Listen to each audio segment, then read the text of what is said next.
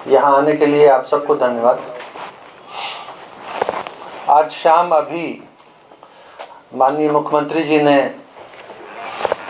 शराबबंदी से जुड़े हुए मामलों पर बहुत विस्तार से समीक्षा की है।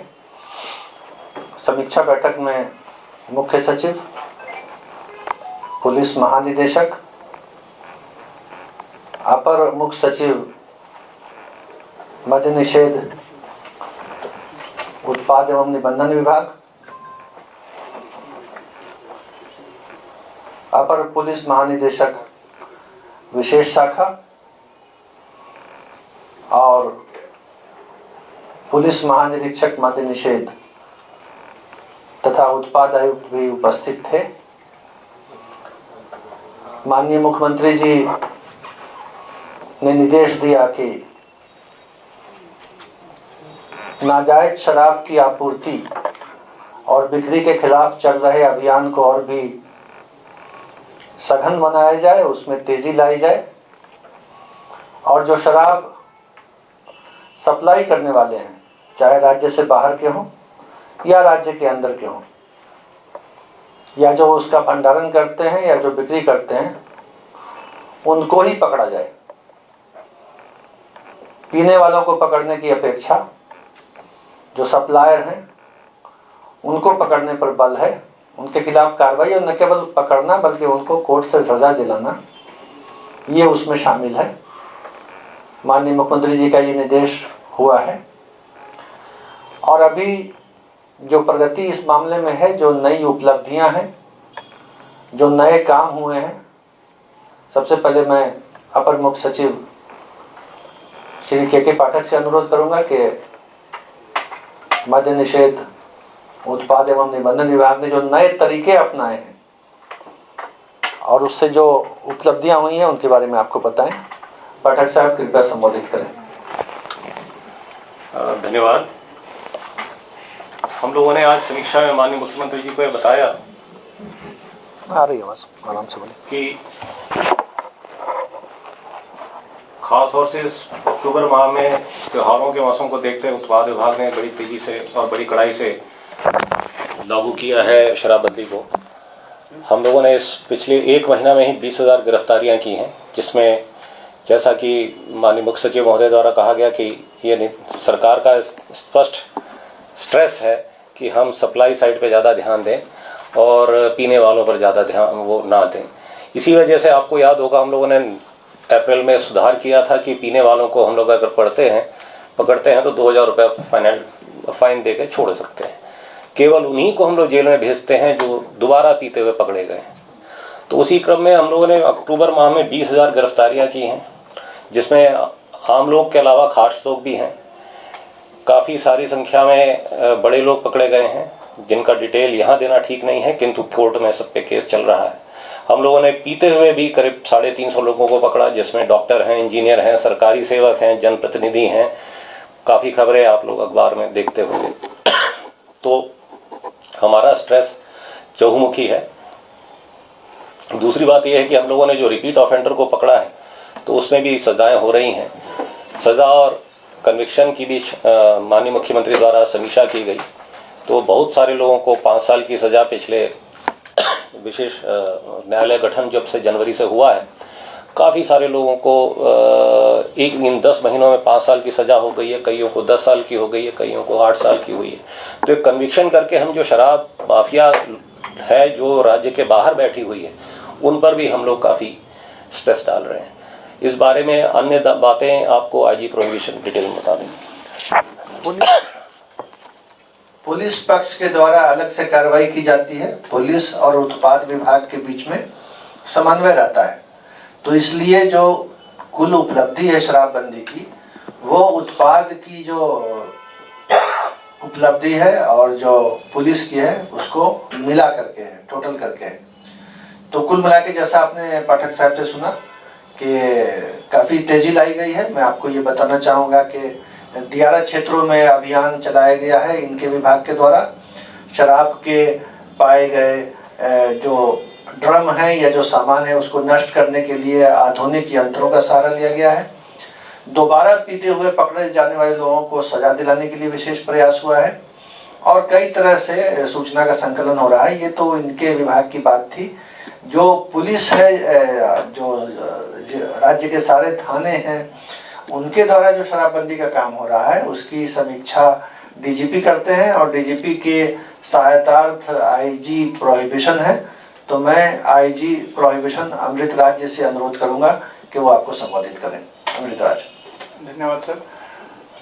जैसा सर ने कहा कि पुलिस का भी एक मेजर फोकस हमेशा से रहा है और हम इन कुछ चंद दिनों में हम लोगों ने और भी इस पे ध्यान देने की कोशिश की है कि हमारा जो क्वालिटी ऑफ अरेस्ट है उसमें इम्प्रूवमेंट हो। क्वालिटी ऑफ अरेस्ट से मेरा मतलब ये है कि जो इस सप्लाई चेन में और जो उसको मंगा रहा है, ये जो चेन है, इस चेन को हम लोग तोड़ें ताकि लीकर जो हमारे यहाँ इनफ्लो कर रहा है या डिस्ट्रीब्यूट हो रहा है उसको हम लोग रोक सके। तो इसी के कार्रवाई के तहत हम लोगों ने बहुत सारे केसेस को टेकअप किया और उसके इन्वेस्टिगेशन को फॉलोअप किया और इसमें जो लोग थे इन्वॉल्व, जो सप्लाई कर रहे थे और मेजर जो रिसीवर्स थे, उनको आइडेंटिफाई किया गया पुलिस के द्वारा अनुसंधान के दौरान और इनकी गिरफ्तारी की गई। अभी तक हम लोगों ने पुलिस की तरफ से इस साल करीब 90 लोगों को हम लोगों ने बाहर से पकड़ के हम लोग पकड़े हैं, गिरफ्तार किया है और न्यायिक हिरासत में हम लोगों ने भेजा है उन्हें, जिसमें विभिन्न राज्य हैं जैसे Haryana, Punjab, in fact Arunachal Pradesh, Jharkhand, UP, Assam, waste Bengal, ये मुख्य राज्य हैं जहाँ से हमारे यहाँ शराब आ रही थी और वहाँ के लोगों को हम लोगों ने गिरफ्तार किया है। इसी तरह काफ़ी अंदर में भी जो लोग इन्वॉल्व थे उन लोगों के ऊपर भी हम लोगों ने कार्रवाई की है। तकरीबन 60,000 लोग इस साल हम लोगों ने जो सप्लाई चेन और रिसीवर हैं उनके ऊपर कार्रवाई की है। इसी के तहत हम लोगों ने होम डिलीवरी भी एक एरिया है जिस पे हम लोग लगातार कार्रवाई कर रहे हैं और इसमें भी अच्छी खासी गिरफ्तारी हुई है। सर ने जैसे बताया सजा के बारे में, कोर्ट्स इंक्रीज होने के कारण सजा में भी काफ़ी इम्प्रूवमेंट हो रहा है और इस पे भी हम लोग फोकस्ड अप्रोच रखे हैं। जो बड़े व्यवसायी हैं, जो बड़े शराब विक्रेता हैं या शराब के धंधे में शामिल हैं, उनके केसेस को हम लोग फोकस कर रहे हैं और उसके उन केसेस को स्पीडी ट्रायल में हम लोग कोशिश कर रहे हैं कि उनको सजा दिलाई जा सके। Thank you.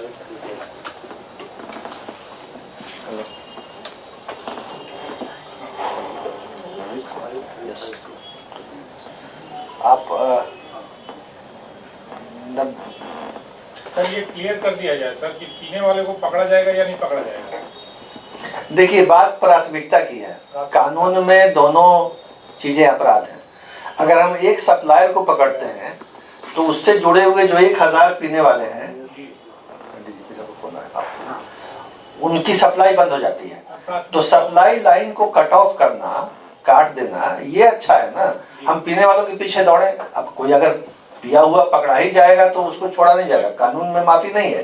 लेकिन प्राथमिकता में जो लिप्त है उनको अरेस्ट। हाँ, सप्लाई लाइन ही बंद होगी तो लोग पिएंगे ही नहीं, पीने वालों की संख्या में कमी आएगी, इसलिए प्राथमिकता उसी की है। Is there any plan to reduce the penal amount of the repeat offenders or anything like that? देखिए, कुछ सूटेबल रिलैक्सेशंस किए गए थे, अमेंडमेंट जो पिछला हुआ था सर, उस अमेंडमेंट के बाद बिल्कुल फोकस है कि फर्स्ट ऑफेंडर को कम सजा है, रिपीट ऑफेंडर को जाते, सप्लायर वगैरह को, इलीगल सेल करने वाले को जाते हैं।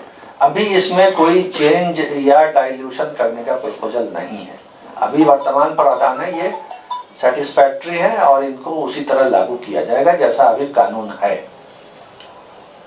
but the priority or focus has changed. Now it is more on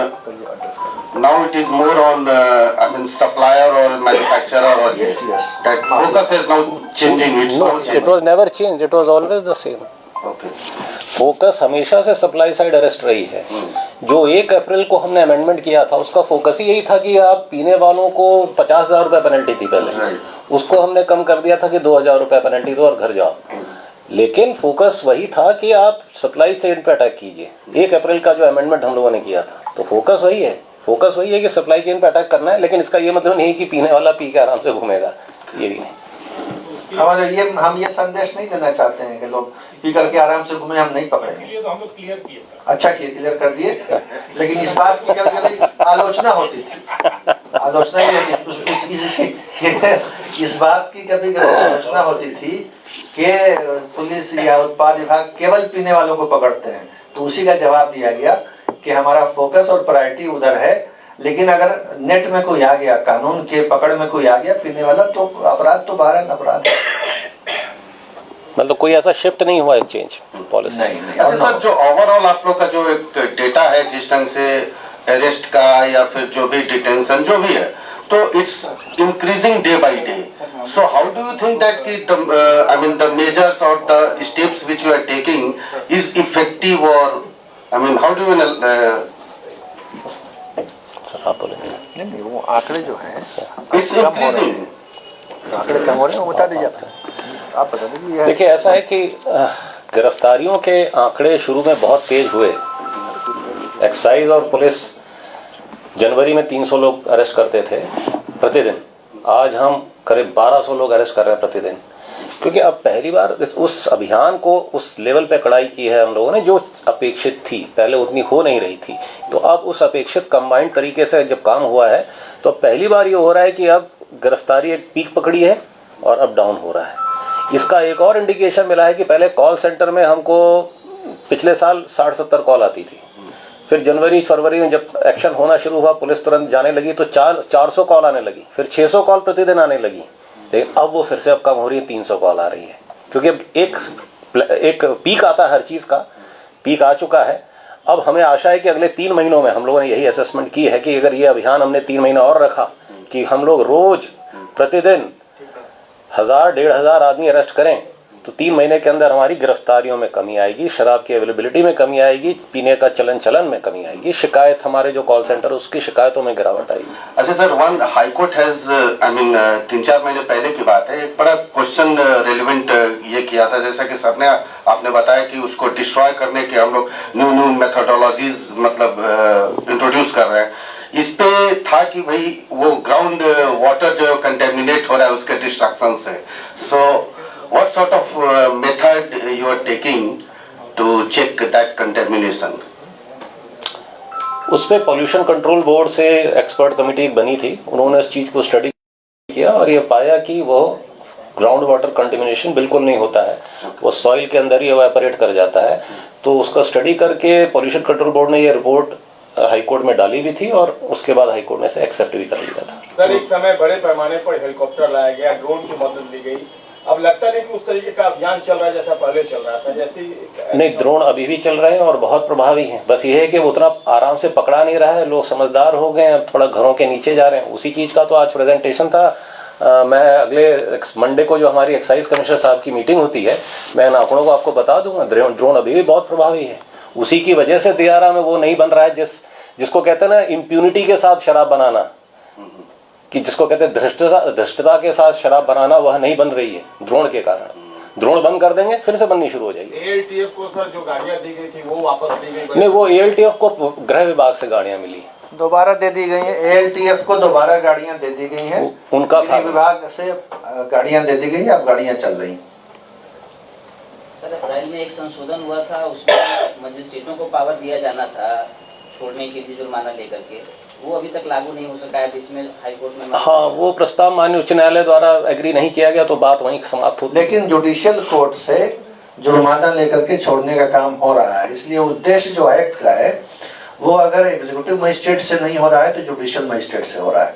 बात बराबर है, कोर्ट कोई भी हो, प्रावधान लागू हो चुका है और उसका असर भी है। सरकार दोबारा पुनरावलोकन में उसमें गई थी? नहीं, वो पुनरावलोकन बात नहीं है, बात यह है कि उद्देश्य पूरा हो रहा है, चाहे किसी कोर्ट से हो, उसके आलोक में जुर्माना लग रहा है तो ठीक है, एक्ट का तो उद्देश्य पूरा हो गया ना। अच्छा सर, ये जो बॉटल डिस्ट्रॉय कर रहे थे आप लोग, उसमें आप लोगों ने एक बीच में सिस्टम लाया था कि वो जीविका को हम लोग देंगे चोरियों के लिए, उसका फिर उस टाइप से कुछ और हो रहा है या? तो एक पिछले हफ्ते ही बैठक हुई है मेरी जीविका से, उन्होंने करीब 1 महीने का टाइम और मांगा है इस काम को शुरू करने के लिए। प्लांट शुरू होने वाला है, एक्सपेरिमेंटल बेसिस पे ही शुरू होगा। लोग सहारनपुर से शायद कहीं से कारीगर मंगा रहे हैं, तो हम तो चाहते हैं कि ये परीक्षण सफल हो, लेकिन उन्होंने कहा है कि 1 महीने का टाइम इन्हें और लगेगा। चूड़ियां बनने लगेंगी तो हम आपको भी भेजेंगे।